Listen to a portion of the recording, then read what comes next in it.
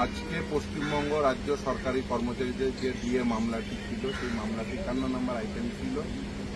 আজকে 3 জন বিচারপতির বেঞ্চে ছিল, কিন্তু মহামান্য বিচারপতি কারণ তিনি অনুপস্থিত ছিলেন। মামলার যে ক্রম, সেই ক্রম অনুযায়ী 41 নম্বর আইটেম পর্যন্ত মামলার শুনানি হয়েছে। তারপরে আর শুনানি হয়নি, ফলে 51 নম্বর আইটেম থাকার জন্য মামলাটি পৌঁছতে পারেনি, ধরতে পারেনি।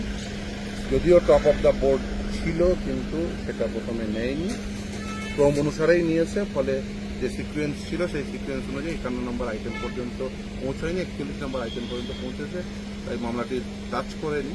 আশা করব অতি দ্রুততার সঙ্গে এই মামলার শুনানি হবে। বেশ কয়েকবার শুনানি পিছিয়ে গেল, হয়তো অনেকেই হতোদ্যম হয়ে যাচ্ছেন, কিন্তু হতোদ্যম হওয়ার কোনো প্রকার কারণ নেই।